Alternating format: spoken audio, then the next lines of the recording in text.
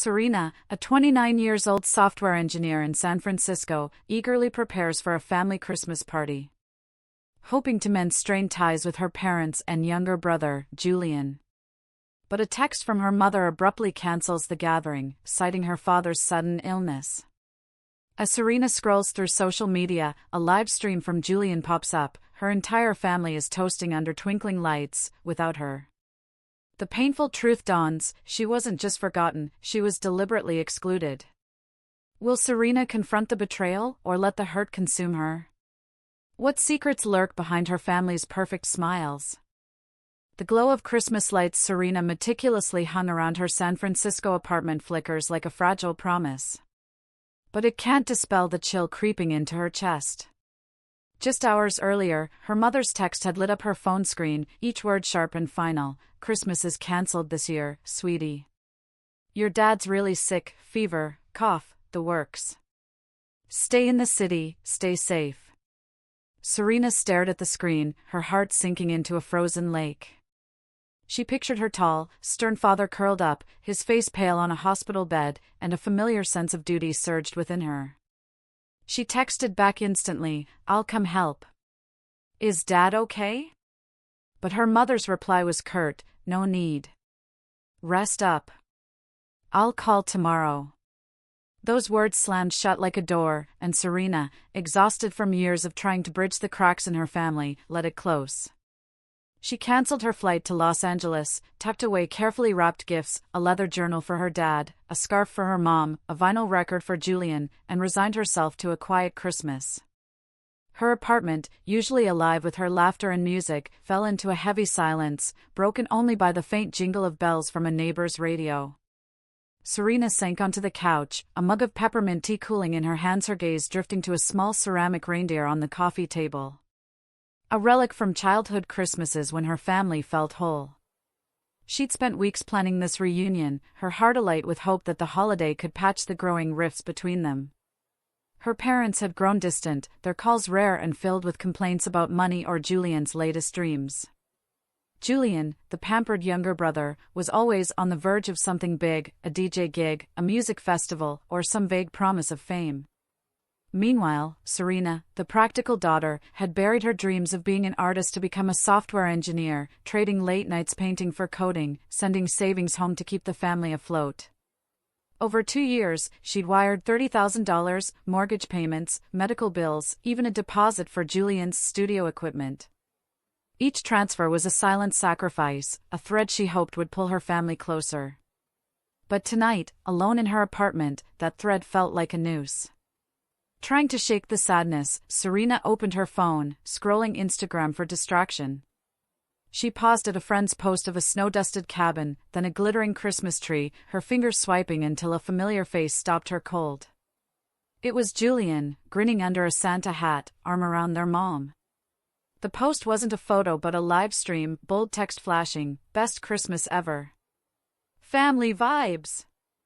Serena's breath caught, her trembling finger tapping the screen.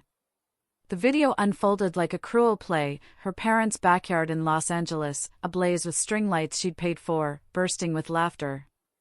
Her mom, radiant in a red dress, clinked glasses with her dad, who looked robust, his laughter booming, no trace of fever or illness. Aunts, uncles, cousins danced under a starry sky, and at the center, Julian manned a glowing DJ booth, equipment Serena thought was still in progress. The Christmas tree she'd sent $200 for stood tall, its ornaments glinting like a betrayal. The mug slipped from her hand, tea splashing across the floor, the ceramic reindeer teetering but not falling. Serena's chest tightened, a scream trapped behind her teeth. She rewound the live stream, zooming in on each face, searching for a mistake, an explanation. Her mom's smile was carefree, her dad's eyes bright, no hospital, no sickness, no storm canceling the night. The clear sky above the backyard mocked her mother's lie, stars twinkling like taunts. Serena's fingers flew to her phone, calling her mom, but only a cold voicemail answered. She tried her dad, then Julian, each call rejected by an invisible wall. Her texts were blocked, her number erased from their world. "No," she whispered, her voice breaking, "this can't be right." But the live stream played on, Julian's music pulsing, her family's joy twisting the knife deeper with every second. Tears blurred her vision as she slid to the floor, tea soaking her socks. Her apartment, once a sanctuary, felt like a cage, the string lights mocking her with false warmth. She thought of the gifts in her closet, each chosen with care, each a plea for a love she'd never truly received. Her mind spiraled, flashing to other moments, times she was told her dad's birthday was just a small party, only to see photos of a grand bash, times her mom claimed they couldn't afford a trip, yet Julian posted from Vegas. She brushed it off, blaming her busy schedule, the distance, herself. But now, the picture clarified, a tapestry of lies woven to keep her on the sidelines, looking in. Her eyes fell to the phone, the live stream looping, Julian's caption burning into her mind, family vibes. Family, without her. She thought of her childhood, standing in Julian's shadow, his guitar lessons funded while her art classes were too expensive, his mistakes forgiven while she was scolded. She'd told herself it was love, that sacrifice was her role as the steady older sister. But this wasn't an oversight. They didn't forget to invite her, they deliberately excluded her, dancing under her lights, celebrating with her money, while she sat here, believing their lies. Her hands clenched, nails digging into her palms, drawing tiny crescents of blood. Why, she whispered, the word a spark in the dark. Why lie about her dad's illness? Why block her number? What were they hiding behind those perfect smiles? She stood, pacing the apartment, her shadow flickering across the window, a woman with red-rimmed eyes, dark hair tangled, but a resolve hardening within. The live stream had ended, but their laughter echoed, a ghost in her mind. Serena opened her laptop, fingers hovering over the keyboard. She didn't know where to start, but she knew she couldn't stop. She dug through old texts, emails, bank statements, anything that might reveal a clue. Outside, San Francisco's fog blanketed the city, but inside, Serena's world was about to ignite. Serena's apartment, bathed in the dim glow of Christmas lights, was no longer a haven but a maze of memories. Each corner hiding a piece of the truth. After the shock of the previous night, when she discovered her family had excluded her from their Christmas party with a cruel lie, Serena was no longer the woman curled up by a cold mug of tea, drowning in hurt. A fire of anger had sparked, fierce and sharp, driving her to seek answers to the question screaming in her mind: why had her family betrayed her, not just once, but as part of a calculated pattern? She thought she knew them, her mom's sighs over the phone, Julian's endless dreams, her dad's promises of reunion. But now, she realized she'd only seen what they wanted her to see, and the truth lay deeper, like a river running beneath ice. She stood before an old bookshelf, home to childhood keepsakes, a sketchbook, handwritten birthday cards, and a small wooden box of letters. Serena opened the box, her fingers brushing faded envelopes, each a portal to the past. One letter from her mom, written when Serena started college, stopped her: "You're my pride, Serena. Work hard, so Julian can chase his dreams." Those words, once warming, now pierced like thorns. She recalled her college years, working at a cafe to cover tuition while her mom sent photos of Julian at music lessons, boasting he was a future star. Serena had smiled, convincing herself sacrifice was how she showed love. But now, she saw that love flowed one way, from her to them, never returning. She set the letter down, opening the sketchbook, its scribbled drawings from when she dreamed of being an artist. A sketch of a Christmas tree, her family gathered by a fireplace, made her pause. She remembered the Christmas when she was 15, begging her mom for a summer art camp. Her mom had laughed: "Art won't pay the bills. Julian needs investment, he has real talent." Serena had nodded, packed away her brushes, and enrolled in coding classes to be practical. But Julian, with his talent, had dropped music school, turned to DJing, and now she suspected everything she'd given up had fueled his fleeting dreams. She flipped through the sketchbook, finding a note: "Sent $500 to Mom, car repair." She recalled that call, her mom sobbing about a broken-down car, but days later, Julian posted a photo of new DJ headphones, gleaming under stage lights. Serena's brow furrowed, another piece clicking into place. Not a car repair. Not a hardship. Another lie, another brick in the wall keeping her from her family. She closed the sketchbook, moved to her desk, and opened her laptop to scour old emails, messages she'd once skimmed without suspicion. An email from her dad, 3 years old, froze her. "Serena, your mom's stressed about the mortgage. Can you send $2,000? Just this once." She'd sent it immediately, cutting her own budget for a month. But she remembered, soon after, her mom bragging about a repainted house, a stone-paved backyard, and Julian's new motorcycle. She'd assumed her money helped, but now she wondered, where had it really gone? She opened her banking app, scrolling past the big transfers she knew about, searching for smaller details she'd overlooked. A $1,000 transfer to her mom labeled Julian's birthday stopped her.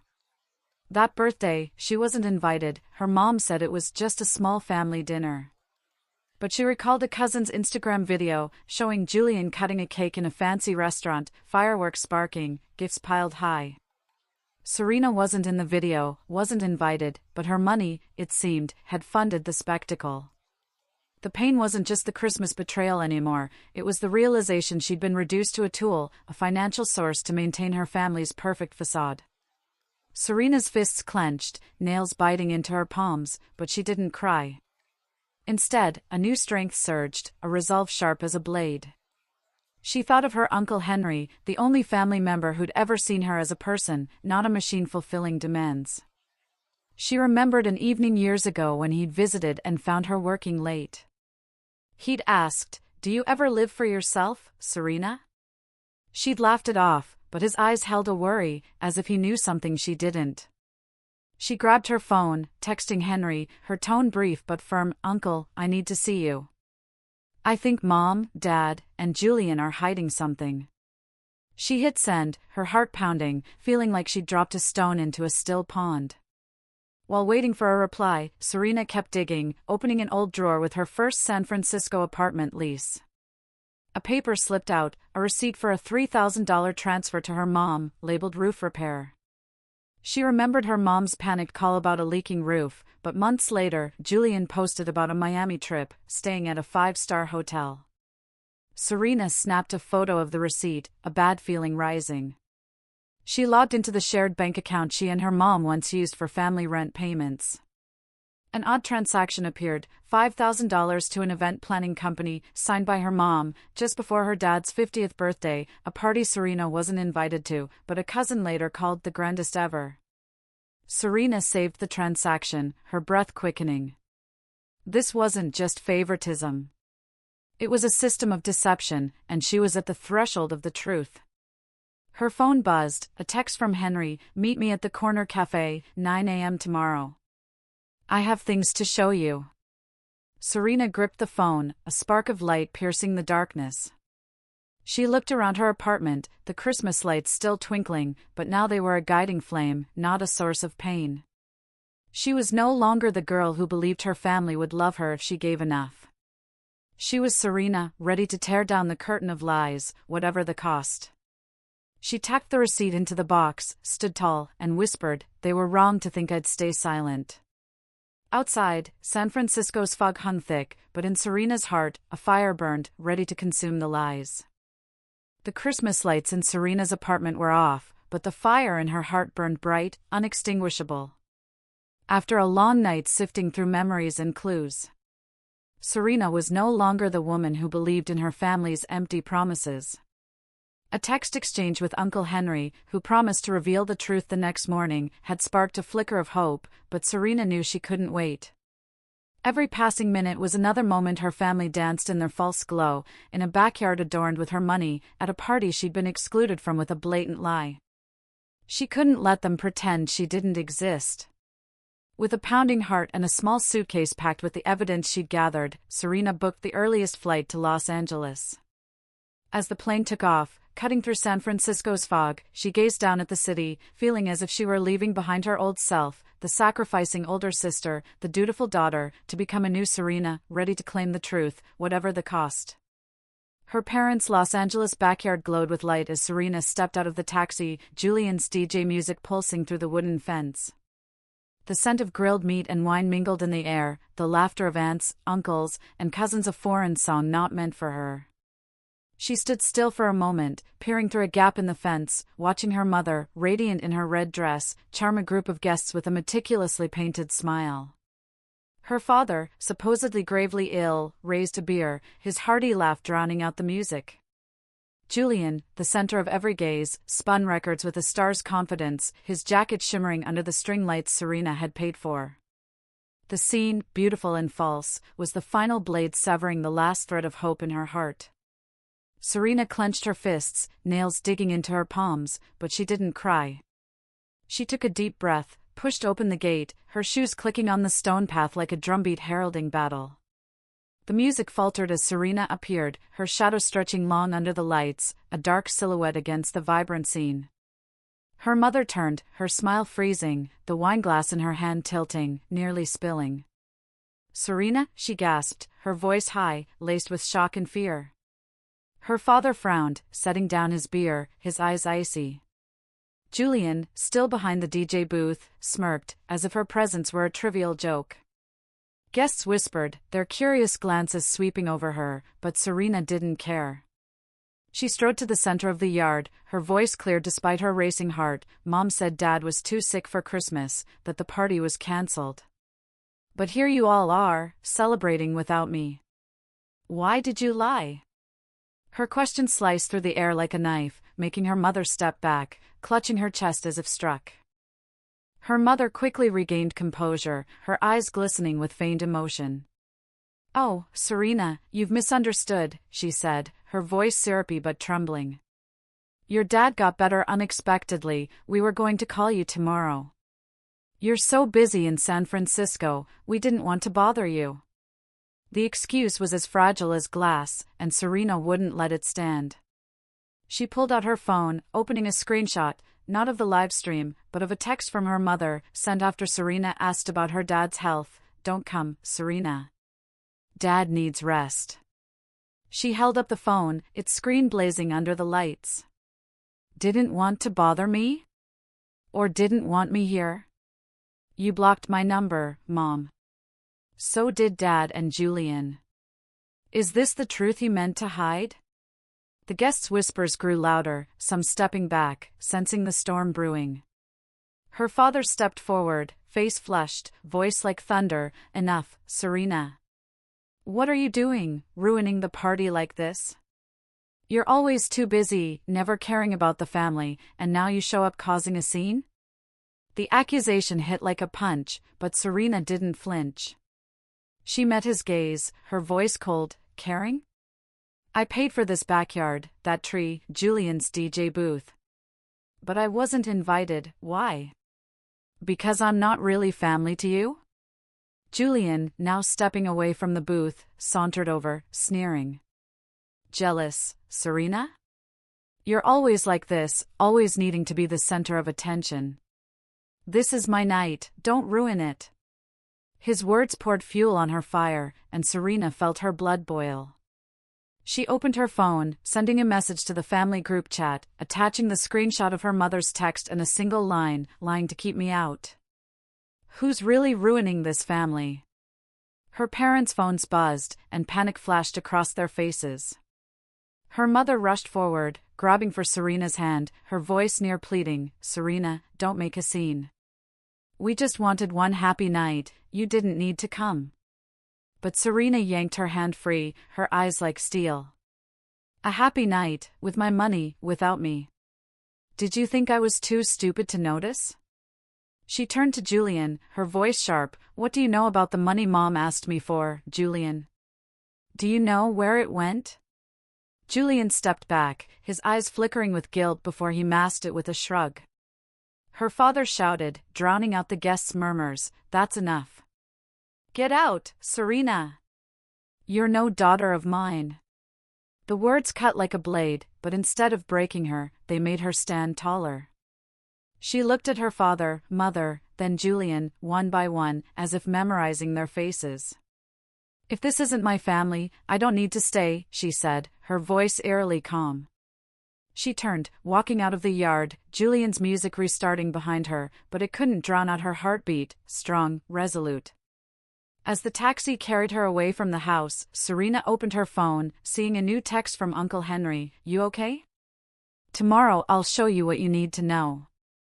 They've gone too far." She gripped the phone, feeling as if she'd crossed a threshold with no return. But in the darkness of Los Angeles, under the faint glow of streetlights, Serena didn't feel alone.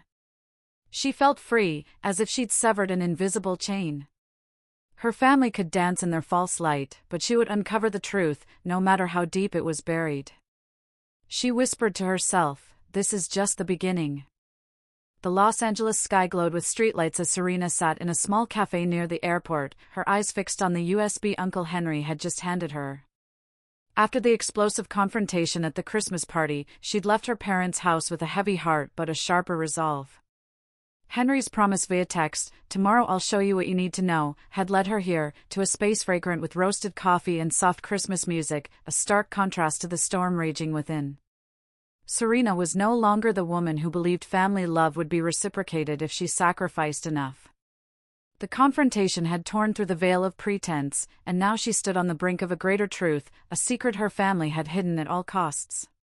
She plugged the USB into her laptop, her fingers trembling, not from fear, but from the sense that her life was about to change forever.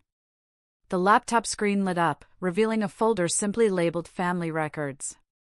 Serena took a deep breath, clicked, and a cascade of documents appeared, contracts, receipts, bank statements, all meticulously organized like a scripted story. The first document stopped her cold, a $50,000 bank loan in her name, but the signature wasn't hers.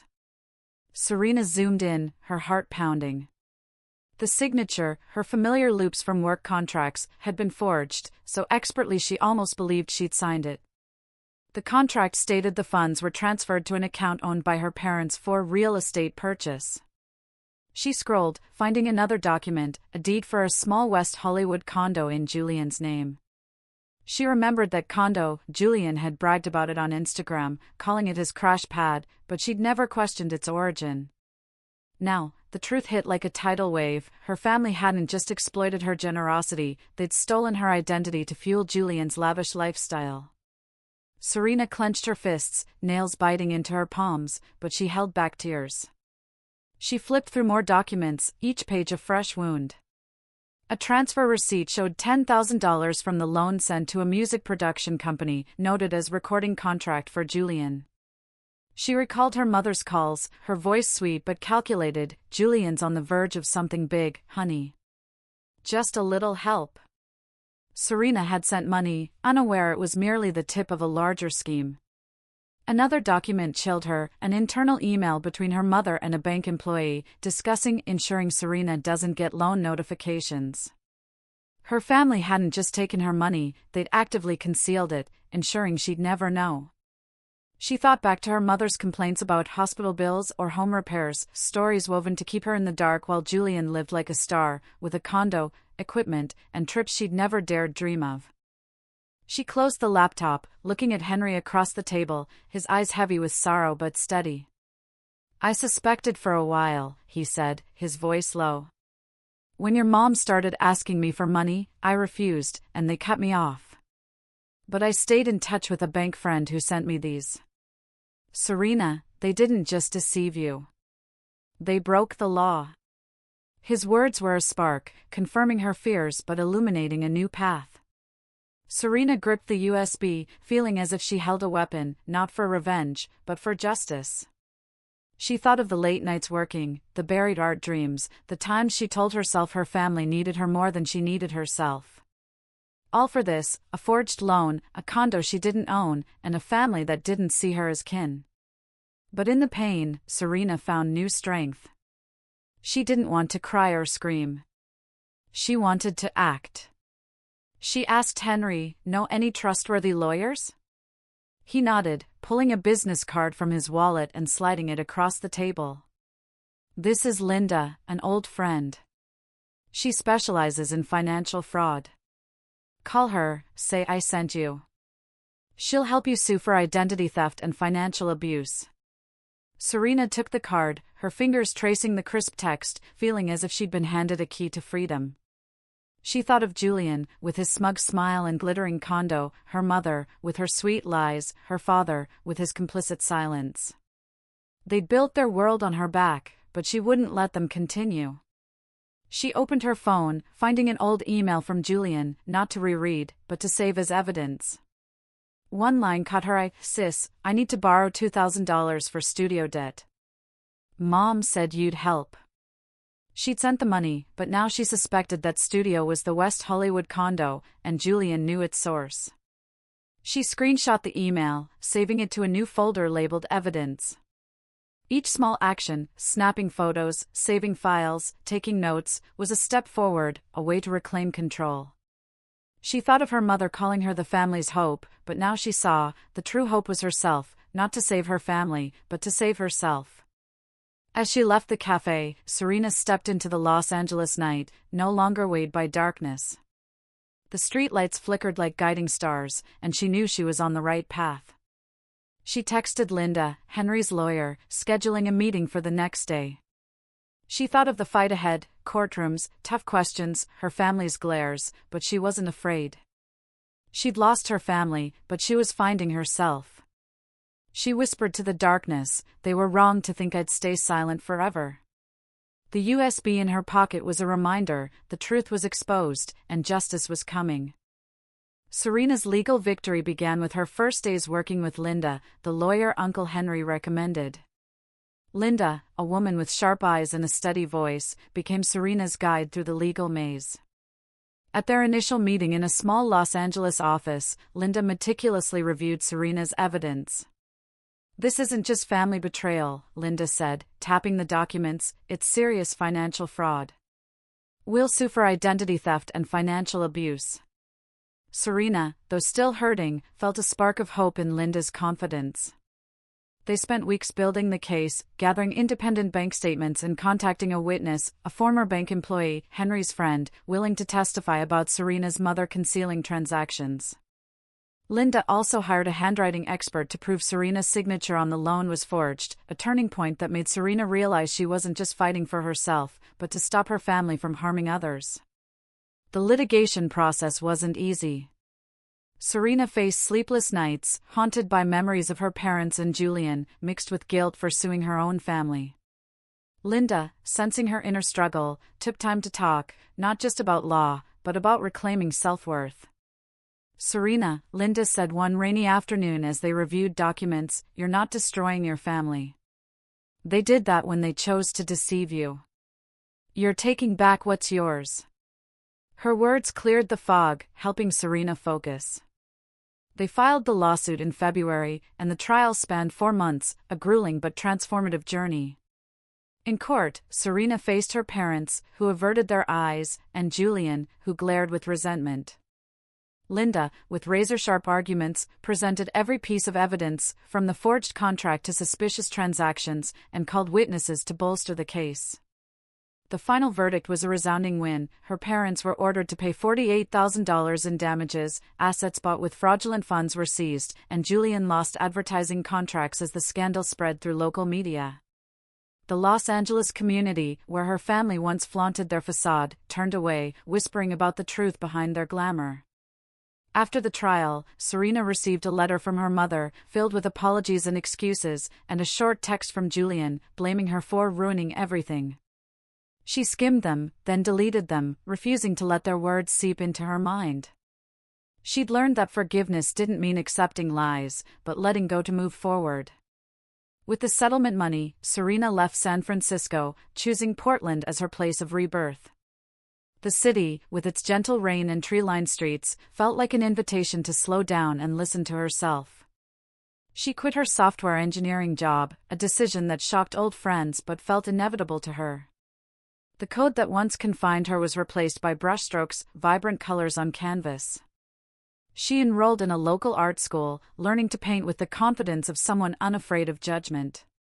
Her studio, a small attic overlooking the Willamette River, became a space to confront herself.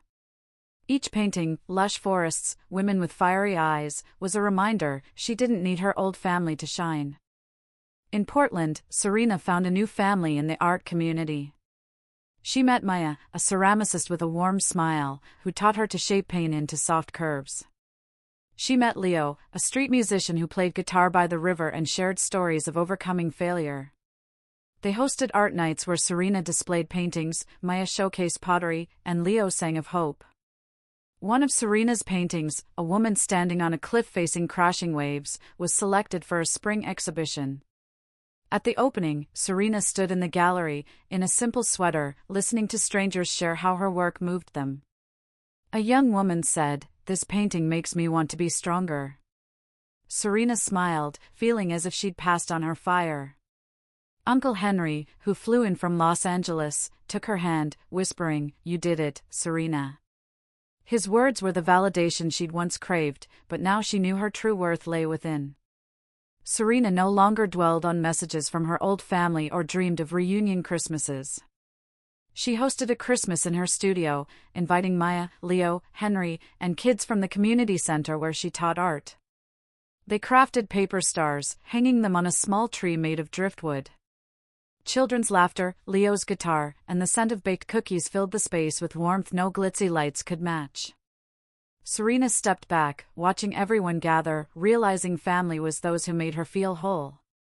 As night fell, she sat alone in her studio, moonlight illuminating a new painting, a woman in a field of flowers, arms raised to the sky.